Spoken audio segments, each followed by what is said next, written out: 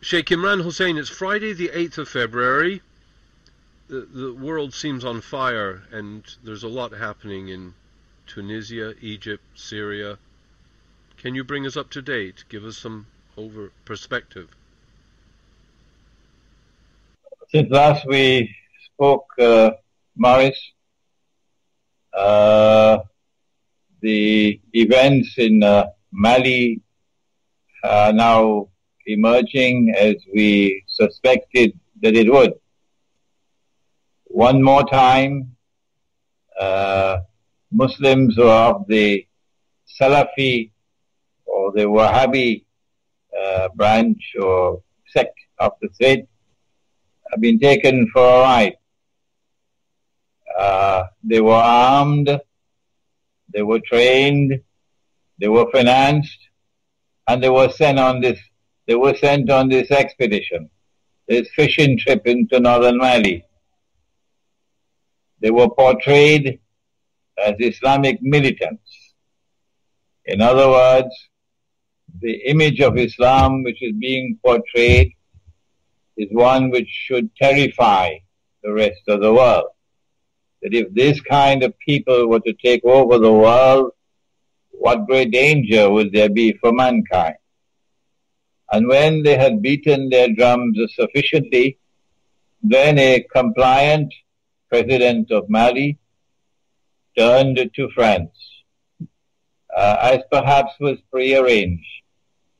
And France was able to intervene, and the white man came to save Africa. And so colonialism was turned on its head. And now Western civilization has been portrayed in a positive light for the rest of Africa. And the media is going to drum this into them, television and radio and newspapers, that had it not been for France, had it not been for the United States and other countries which intervened to help France, the implication or the result would have been that the menacing face of Islam would have established itself in Mali. And that would have been a precursor for what would have come for many other countries in Africa. This kind of a portrayal of Islam is absolutely essential for Israel.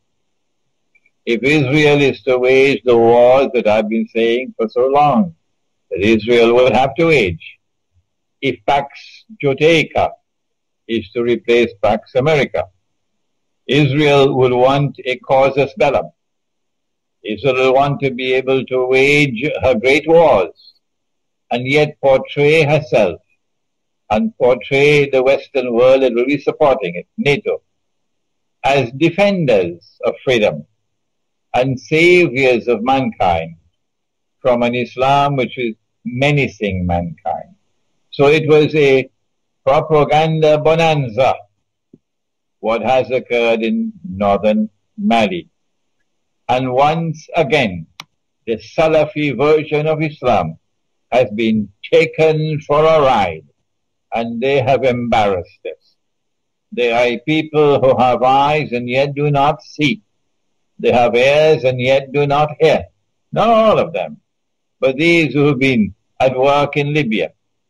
And as a result of their work and the intervention of their friend NATO, now the Libyan government is gone and NATO is in control, essentially in control, in Libya.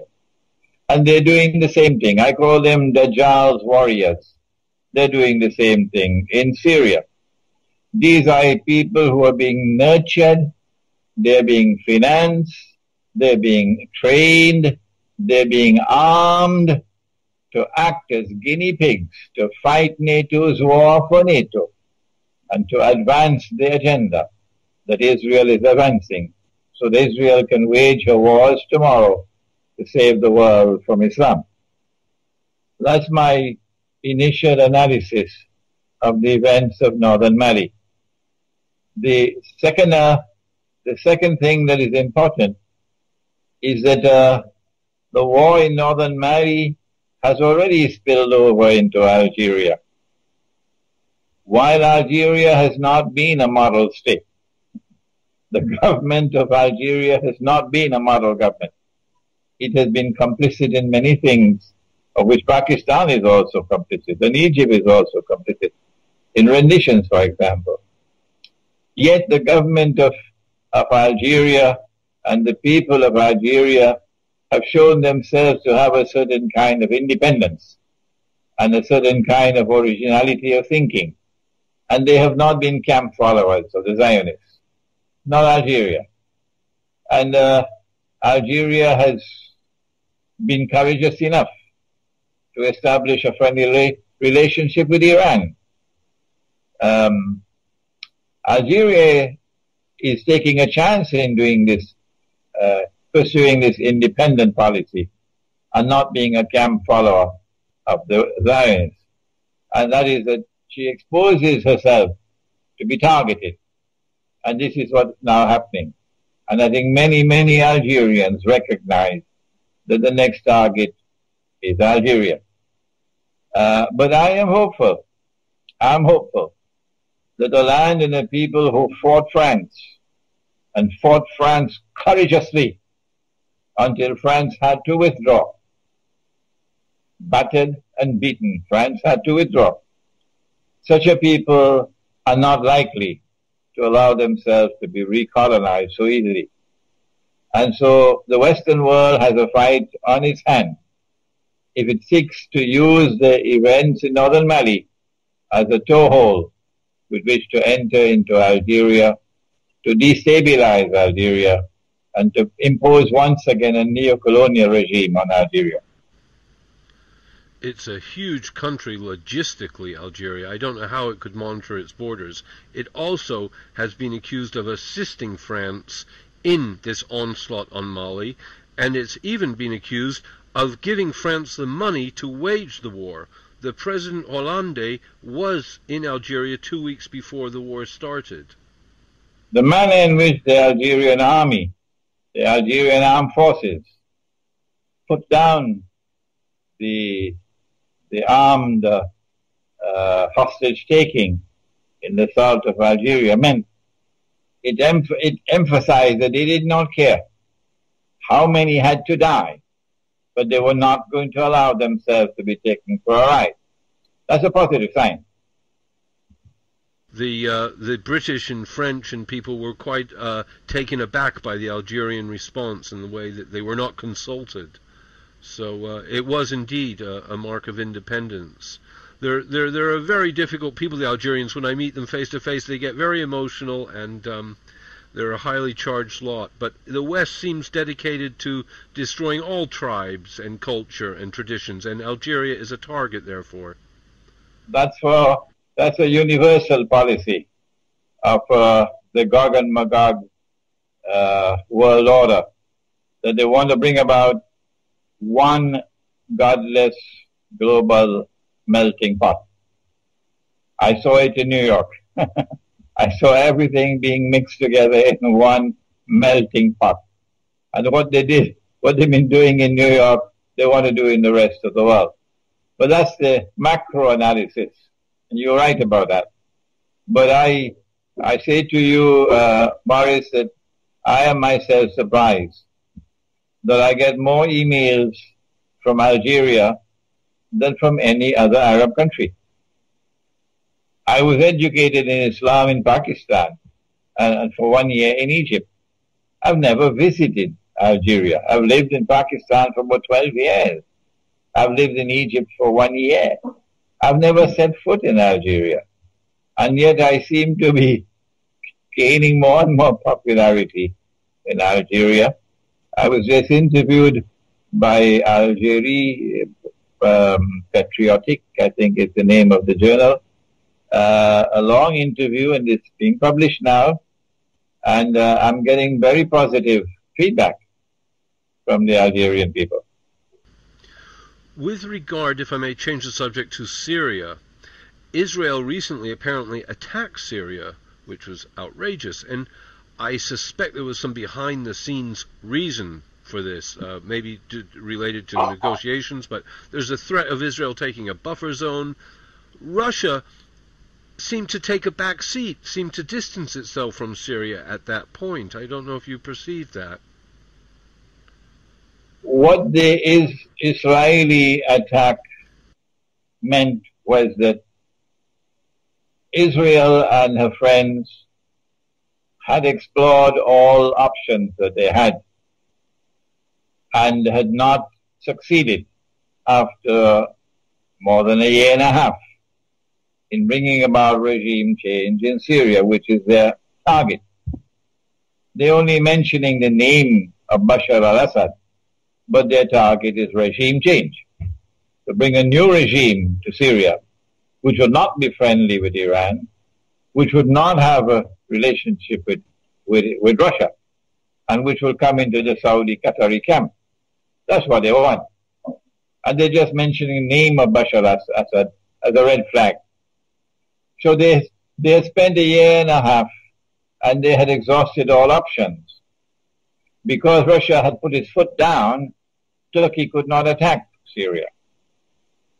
Had there not been a Vladimir Putin in Moscow, Turkey would have attacked Syria long ago. Long ago. The reason why Turkey has not attacked Syria so far is one word: Putin. That's the word.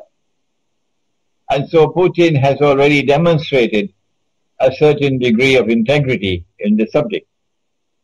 A certain degree of concrete evidence is there on the ground. Had it not been for him, Turkey would already have been Syria would already have been attacked. Since all options had failed, Israel now had to launch out to try to bring about a provocation which she hoped would have flared up into open war. Since it has not, because Bashar al-Assad had the good sense of not responding, and Russia had the good sense of not responding, Israel has no options now but to do what the United States has been doing in Pakistan, to continue with her incursions into Syria and launching attacks and attacking targets in Syria, aerial attacks. But the more she does that, the clearer will it become to public opinion around the world. Who is the one who is hungry for war? Who is the one on whose side aggression must be mentioned? They are the aggressors. And who is the one who is trying to avoid war? So public opinion is going to sway against Israel if she continues launching these attacks on Syrian territory. So it's a gamble that she's made, and Syria has called her bluff because Syria has refused to respond. And nothing less than a ground invasion would suffice. You can't simply attack from the air. But one of the critically important things about the Israeli attack,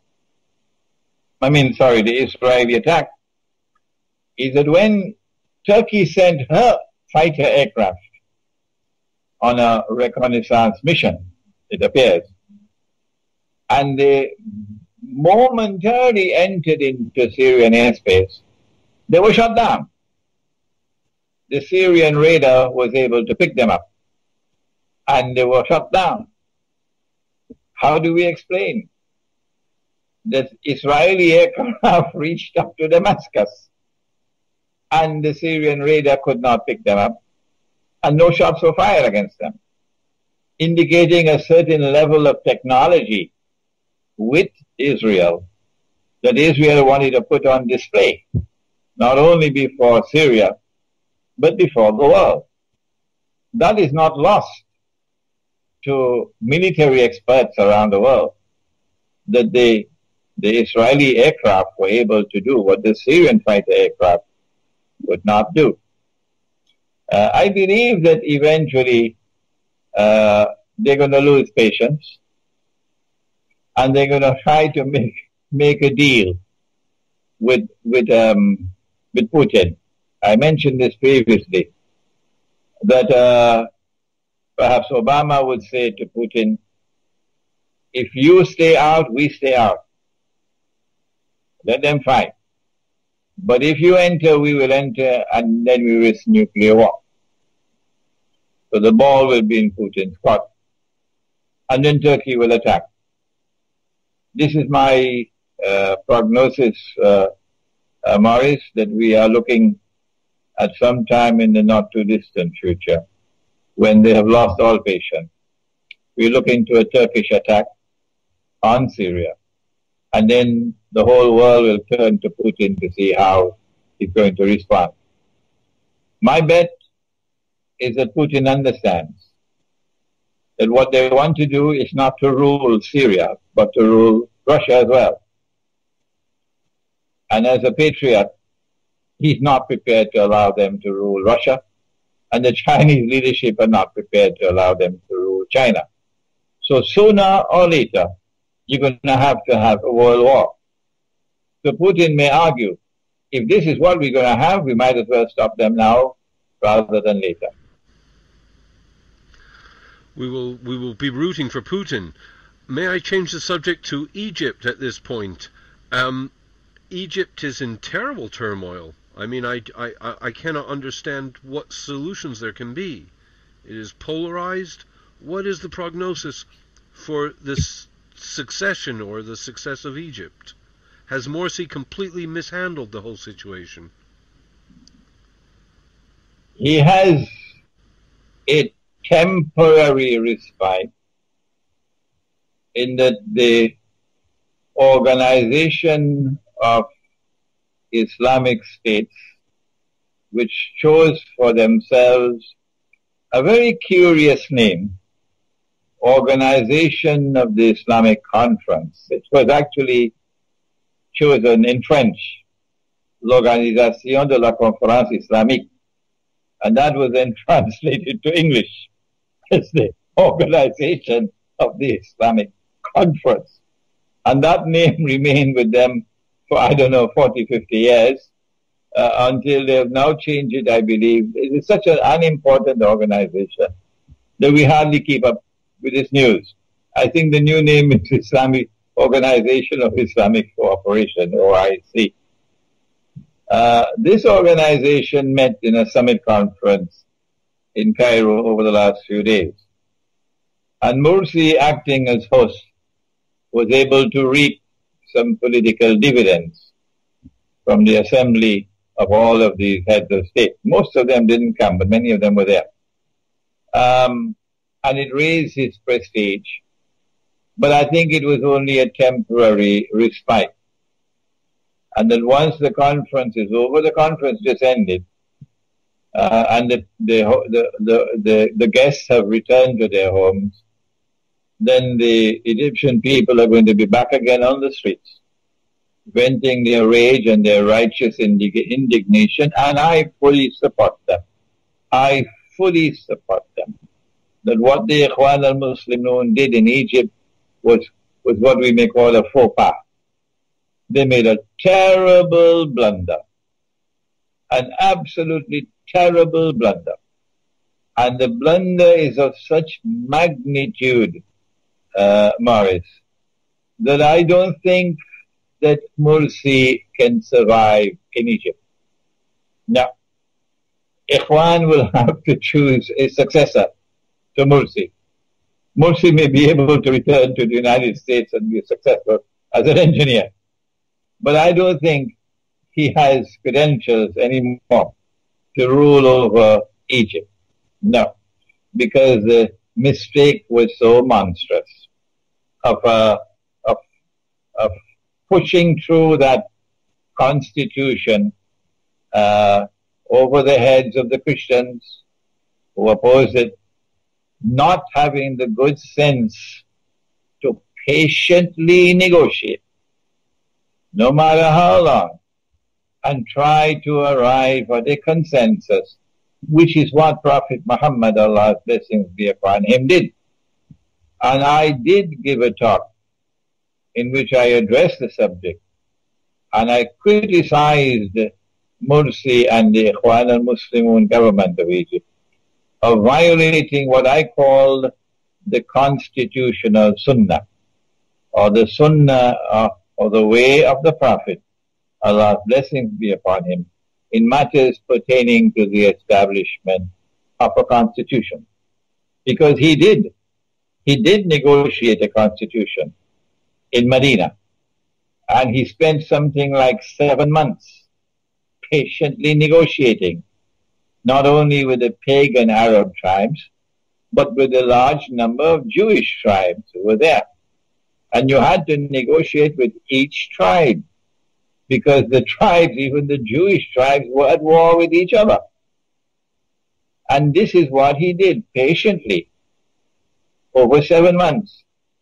And at the end of it all, and without the glare of publicity, without a constitutional conference being organized, he was able to secure a consensus, an agreement of all the tribes.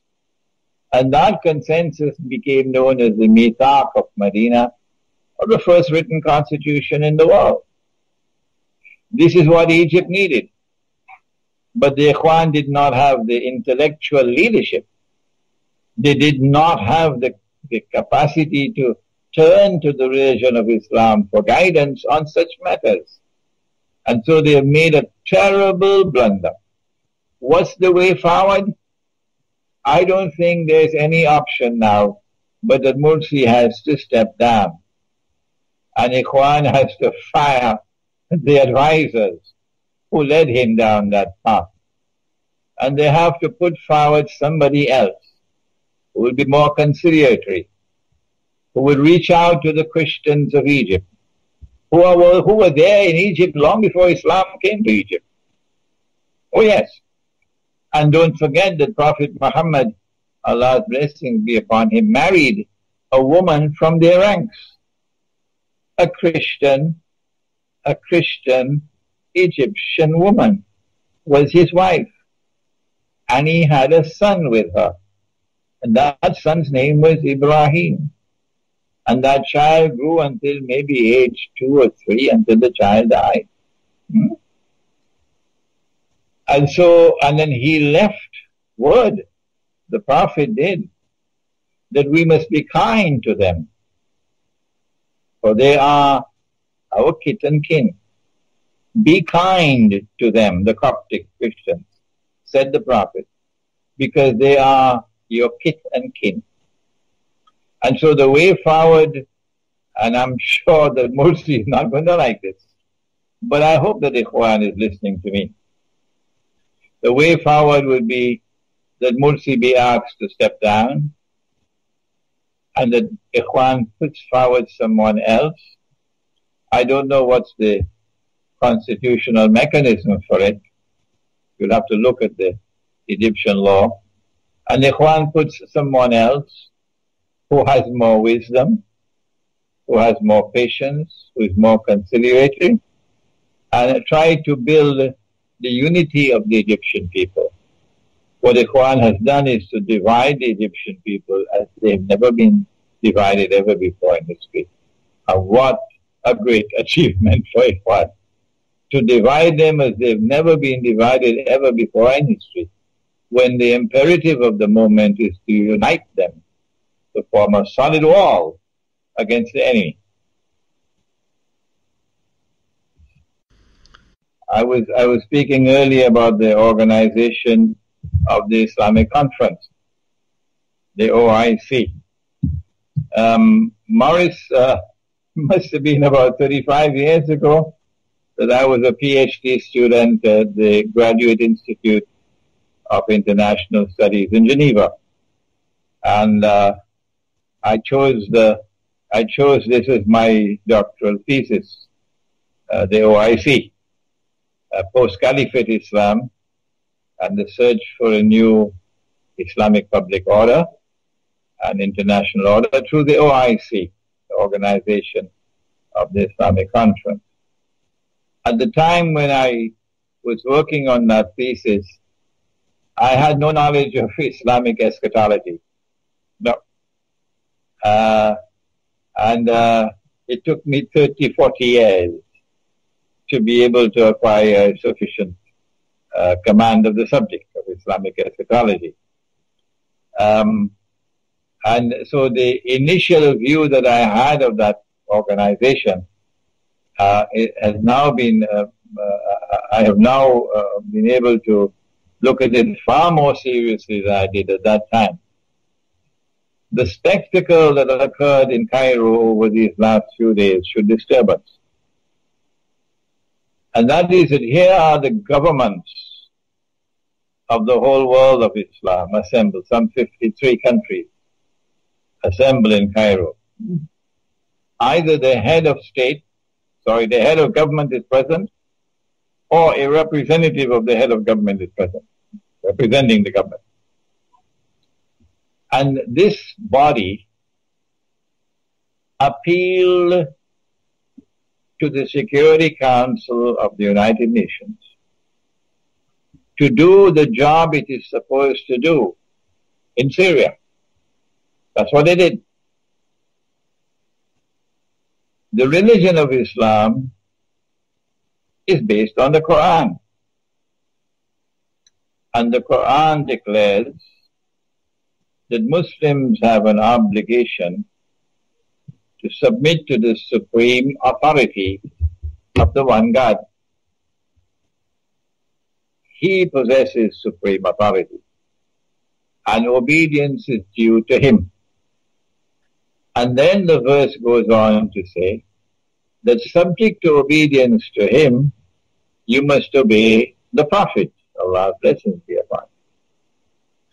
And then it continues to say, subject to obedience of Allah and of His Messenger, you must obey those in authority. But it continues to say, those in authority from within your own ranks. And so never in the history of the world of Islam, never, until this age of darkness, has the world of Islam ever submitted as a whole to a non-Muslim authority. Never. Until the Zionists succeeded in destroying the caliphate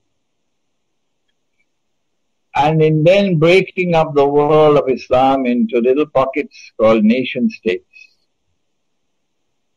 and then putting the governments of these nation states into black jackets and bow ties, and introducing them to the civilized way of life as members of the United Nations. And when they acceded to the Charter of the United Nations, they placed themselves under the supreme authority of the Security Council. And so they said goodbye to the Quran. This is a monstrous betrayal of the Book of Allah, the Quran.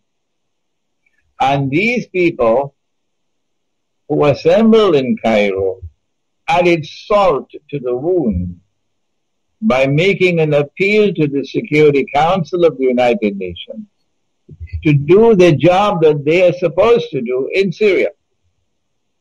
Number two, apart from Iran and to some extent, I think, Iraq and maybe Lebanon, all the rest of the world of Islam, all of them, declared Bashar Assad's government to be the main culprit for the violence in Syria. And none of them ever mentioned or will ever mention that Saudi Arabia and Qatar and Turkey are complicit in sending men and sending weapons and financing an insurrection in another country. The world knows that. But these men assembled in Cairo who spoke for the word of Islam never mention a word of that. And they will not mention. And so Putin was presented with the spectacle of his ally, Iran, standing all alone. China saw Iran standing all alone. And China and Russia saw the whole world of Islam functioning as puppy dogs of the Zionists. Puppy dogs of the Zionists. What kind of impression would that make on the Russian intelligentsia, and on the Chinese intelligentsia? What would they think about the world of Islam, Sunni Islam? But on the ground, the Muslim peoples do not share the views of their governments. But they don't have a means to express that view of their government, of their view on the subject of Syria, for example. And there's considerable resentment against Saudi Arabia in the world of Islam. Considerable hostility for Saudi Arabia in the world of Islam. I would like to recall, for the benefit of our listening and viewing audience, Morris, that in 1990, when Saddam Hussein walked, they said, "Will you walk into my parlor?" Said the spider to the fly. And Saddam got the green light and he walked into Kuwait. They set a trap for him and he walked into it. But when Saddam took over Kuwait, there was joy, there was happiness in Malaysia, amongst the Malay in Singapore, the whole of Indonesia, Brunei, the whole of Southeast Asia was celebrating because there was so much repugnance and hostility for Kuwait. The same feelings they have for Saudi Arabia. And I have absolutely no doubt that when Israel begins her wars, which I know it's coming, they're coming, and she attacks Pakistan and Iran and Syria and Egypt and so on, you will find the Muslim peoples around the world rising up in great anger, great hatred. Little Israel, that is Singapore, is going to have the mother of all problems when Israel comes out from behind the curtain. And so the sentiments of the people are variant with the position of the governments. And it is I thank you that I get this opportunity through this interview to send a message, if it reaches, to the Russian intelligentsia, to the Russian government, to the Chinese intelligentsia, to the Chinese government. They do not be fooled by what happened in Cairo. These are only the so-called leaders of the world of Islam who all have to bow down before the Zionists. But they do not represent the views of the Muslim people. You mentioned Iran as standing alone. I assume it did not vote for this reference to go to the Security Council, and also Iran seems to have a lot of influence on Morsi and the Ikhwan. Is that the case?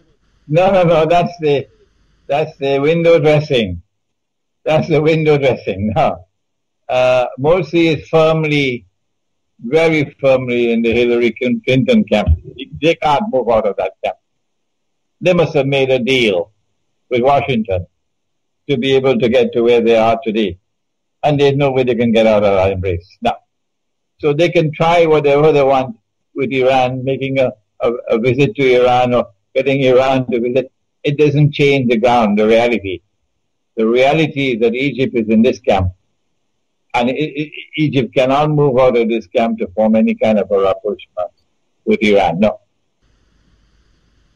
And you said that Iran stood alone. I presume it did not agree to the vote to go to the UN. It expressed reservations on the vote concerning Syria. And I know that Iraq also did, and a third state, perhaps Lebanon.